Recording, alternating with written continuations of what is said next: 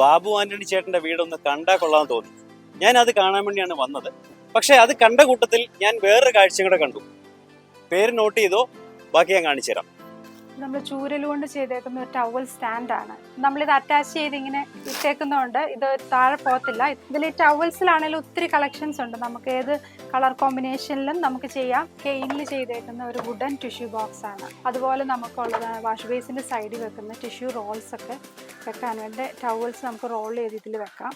Resin finish കൊടുത്തിട്ടുള്ള wooden ആയിട്ടുള്ള serving trace ആണ്. സോസ് ഒക്കെ ഡിപ്പ് ചെയ്യാനുള്ള പ്ലാറ്റേഴ്സ് എന്ന് പറയുന്നത് നോർത്ത് ഇന്ത്യൻ സ്റ്റൈലിലുള്ള സെർവിങ് പ്ലേറ്റ്സ് ആണ്. കേക്കൊക്കെ കട്ട് ചെയ്യാനുമുള്ള സെർവ് ചെയ്യാനുള്ള പ്ലാറ്റേഴ്സാണ്. കേക്ക് സ്റ്റാൻഡാണ്. കേക്ക് സ്റ്റാൻഡ് ആണെങ്കിലും നമ്മുടെ വുഡൻ ഇതിൽ വരുന്ന നമ്മുടെ ട്രഡീഷണൽ രീതിയിലുള്ള നമ്മളൊരു തെങ്ങിൻ്റെ ഡിസൈനാണ് നമ്മൾ കൊടുത്തേക്കുന്നത്. ടിഷ്യൂ ഫാബ്രിക്കിൽ വരുന്ന കേർട്ടൻസ് ആണ്. ട്രാൻസ്പെറൻറ്റ് കേർട്ടൻസ് ആണ്. നമുക്ക് ഡ്രോയിങ് റൂംസിലൊക്കെ ഇട്ട് കഴിഞ്ഞാൽ ട്രാൻസ്പെറൻറ്റ് കേർട്ടനിൽ നല്ല നമുക്ക് ലൈറ്റിംഗ് കിട്ടും. അതുപോലെ തന്നെ ഇത് നല്ല ബെഡ്റൂംസിലേക്കുള്ള കേർട്ടൻസ് ആണ്. കേർട്ടൺ മെറ്റീരിയൽസിൻ്റെ സാമ്പിൾസ് ആണ്.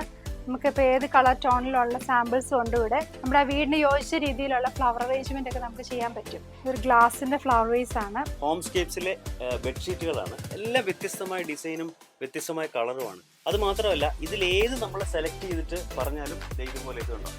ഇതുപോലെ കുഷൻസും സെറ്റായിട്ട്. അത് മാത്രമല്ല, സോഫ ആണെങ്കിലും ഫുൾ നമ്മൾ കാണിക്കുന്ന അതേ പാറ്റേണിൽ നമുക്ക് ചെയ്തു തരും. അപ്പോൾ ഹോംസ്കേപ്സിന്റെ കൂടുതൽ ഡീറ്റെയിൽസ് അറിയാൻ താഴെ കാണുന്ന നമ്പറിൽ കോൺടാക്ട് ചെയ്യുക.